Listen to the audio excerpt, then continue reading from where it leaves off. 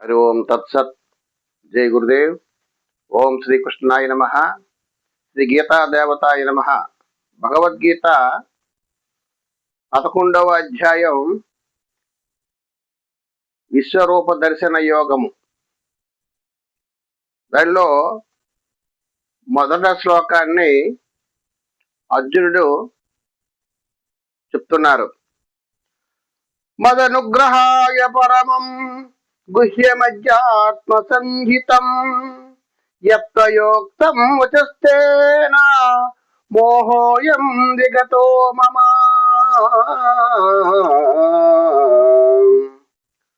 అర్జునుడు పలుకుతున్నాడు, ఓ కృష్ణ, నన్ను అనుగ్రహింపదలచి పరమగోప్యమైన ఆధ్యాత్మిక విషయములను ఉపదేశించితివి.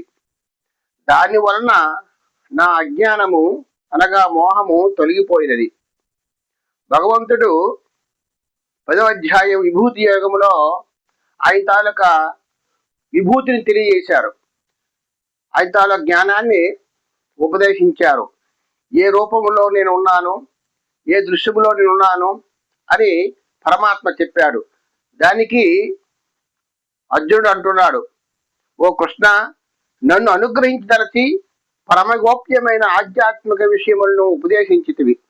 దానివల్ల నా అజ్ఞానము అనగా మోహము తొలగిపోయినది. తర్వాత 2వ శ్లోకాన్ని చెప్తున్నారు.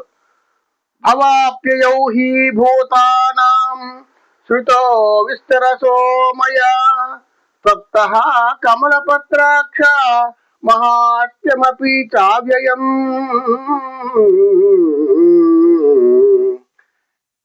ఓ కమలాక్ష, ఓ కృష్ణ, సమస్త పురాణుల ఉత్పత్తి ప్రళయములను గూర్చి సవిస్తరముగా వింటిని, అట్లే శాశ్వతమైన నీ మహిమలను గూర్చి వింటినే అని చెప్తున్నారు. ఏవమేతజ్జదాత్తం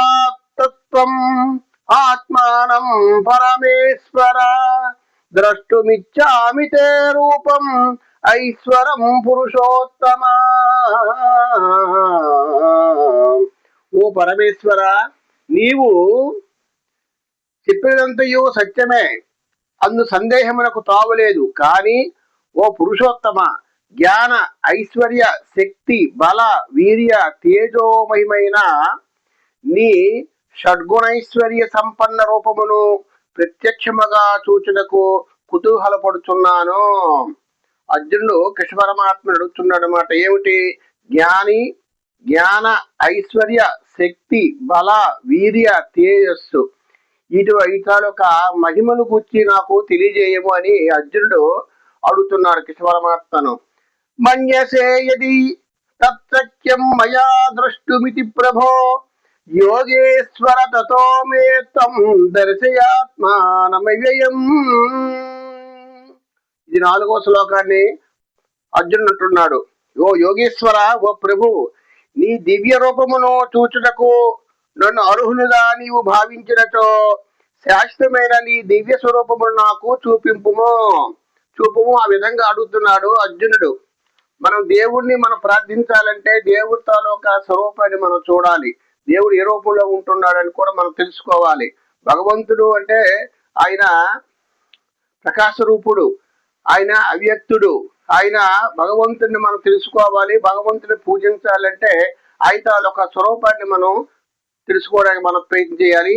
దాని విధంగా అర్జునుడు ఆ కృష్ణ పరమాత్మని అడుగుతున్నాడు. దానికి సమాధానంగా పరమాత్మ చెప్తున్నాడు కృష్ణ భగవానుడు. శ్రీ భగవాను వాచ పశ్చమే పార్థ రూపాని శతశోధ సహస్రశః నానా విధాని దివ్యాని నానా వర్ణాకృతిని చ. 5వ శ్లోకాన్ని పరమాత్మ చెప్తున్నాడు అన్నమాట. శ్రీ భగవానుడు పలికాడు, ఓ అర్జున, అసంఖ్యాకములైన బహువిధములైన పెక్కు వర్ణములు ఆకృతులు గల నా అలౌకిక రూపములు చూడము. పరమాత్మ ఆయన తాలూకా విశ్వరూపాన్ని చూపిస్తున్నాడు అర్జునుడికి. ఆ విధంగా మనము కూడా గ్రహించాలి పరమాత్మ తాలూకా విశ్వరూపం ఏమిటి, ఈ సర్వప్రపంచంలో ఏ విధంగా భగవంతుడు వ్యాప్తమై ఉన్నాడని మనం కూడా తెలుసుకోవడానికి మనం ప్రయత్నం చేయాలి.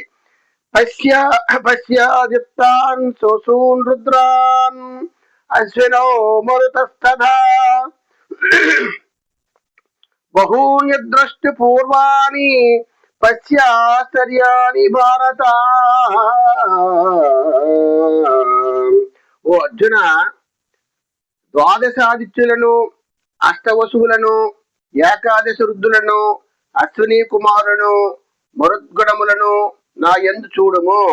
అంతేకాక ఇంకను మునుపెన్నడను చూచి ఎరుగని అపూర్వమైన ఆశ్చర్యకరములైన రూపములు చూడము అని భగవంతుడు కృష్ణ పరమాత్మ అర్జునుడికి ఆ విధంగా ఆయన తాలూకా ఈ సర్వ సృష్టిలో ఏ విధంగా నేను ఉన్నాను, ఏ విధంగా విభజించి ఉన్నాను, అష్టవసువులు, ఏకాదశ రుద్రులు, అశ్విని కుమారులు, మరుద్గణములను నా యందు చూడము అని పరమాత్మ ఆయన తన స్వరూపాన్ని, విశ్వరూపాన్ని చూపించడానికి ప్రయత్నం చేస్తున్నారు.